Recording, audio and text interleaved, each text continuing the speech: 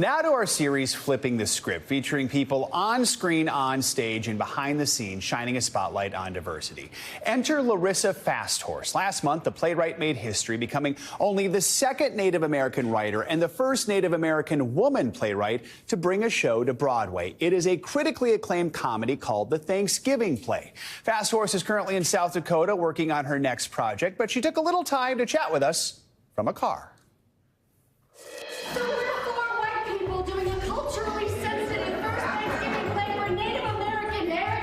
As best and simply as you can, how do you describe the plot of the Thanksgiving play? 4 people trying so hard to do everything right that they get it all wrong. This is 4 white people trying to put on a Thanksgiving play. Yes, for Native American Heritage Month, and they're trying to hit all of those things. However, they're trying to do it without any Native American people in the room. To be clear, they wanted Native American people in the room, and they really mean well. But well-meaning isn't ever enough. Those 4 people are played by 4 well-known actors, TV stars Darcy Carden, Scott Foley, and Chris Sullivan, and 2-time Tony winner Katie Finneran. Help her recover from the false value placed on her sexuality, because I've taken that journey. It's an understatement to say this is a satire, right?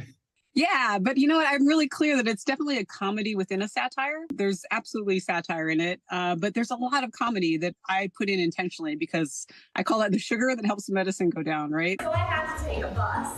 Have you ever taken a bus? I want people to feel invited into the conversation. I want people to feel, unsettled and questioning why they weren't taught a lot of the truths and in history that we learn about during the play about Thanksgiving. And I want people to ask why. Why didn't I know these things? Why haven't I thought about these things before? Why wasn't I taught these things? And then I want them to go find some answers and to start making some change. And I want them to be invited into that conversation. This idea from some that they don't want kids to learn about hard histories because it might make them feel like there's racism out there. What do you make of that? We have to know things about each other. I mean, how can you possibly understand another person if you don't understand who they are, where they came from, how we are both related? I mean, ignorance and hiding truth and hiding facts just isn't a way to get there. We need to get our creative juices flowing. I know this play has been seen in other cities around the country. How does it feel to bring it to Broadway? It's a goal I've had since I started playwriting, is I wanted to be the first Native American woman on Broadway, and I'm very fortunate to have been here after the great Lynn Riggs, who was the first Native playwright on Broadway, but that was the beginning of the last century.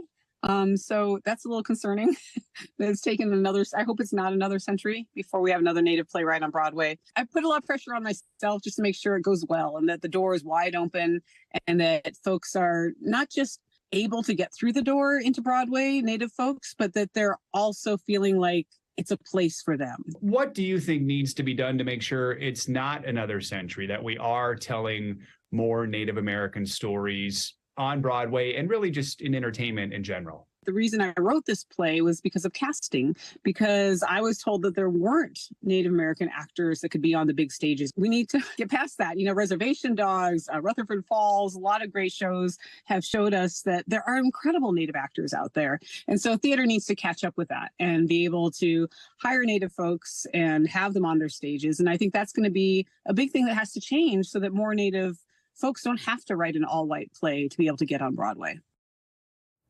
FastHorse is busy these days with 7 plays hitting stages around the country this year. She hopes the next show she brings to Broadway does feature Native American actors. As for the Thanksgiving play, you can check it out now at the Helen Hayes Theater here in New York. Thanks for watching our YouTube channel. Follow today's top stories and breaking news by downloading the NBC News app.